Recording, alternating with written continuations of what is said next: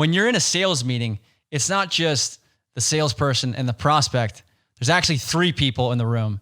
And we've mentioned this person a couple times, but a producer's got to be really careful about how they refer to that incumbent, because at the end of the day, it was likely that prospect that was sitting in the room that made the decision to go with that incumbent and purchased very expensive products from that person. So by insulting the incumbent, you're actually insulting the decision-making of the prospect. Can you speak to that a little bit about how there's actually three people in a sales meeting, not just the two of you that are sitting there? Yeah. So it's we, the seller, you got the buyer, you have the incumbent. And in fact, that book right over there on that side of my head, I'm kind of pointing it to it, but that's called How to Get Your Competition Fired. And then the subtitle is Without Saying Anything Bad About Them. Okay. So you're absolutely right, man. If you trash or throw the other guy under the bus or do anything, you're going to get your prospect very defensive very fast. Mm-hmm. So part of the clever part of the wedge is how to let them know how great you are without telling them.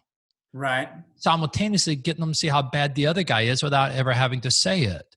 So you get a double dip. You get to tell them how great you are. Okay. You don't have to say it, and you get them to see how bad the other guy is without saying anything bad about him. And that's the beauty of the, what we call the wedge type question. Yeah. And it eliminates defensiveness. We talk a lot when we do training, we got the back part of the brain. It's called the amygdala. It's the ancient brain. It's what our great forefathers going back 6,000 years, they come out of the cave. The amygdala is just going wild, looking for threats and rewards. Rewards are, there's an apple tree. Threat is, there's a tiger. And that same thing controls you and me, and it controls buyers out there like crazy. Mm-hmm. When they feel under threat, man, they fight, flight, or freeze. Mm-hmm. All bad outcomes for us as salespeople.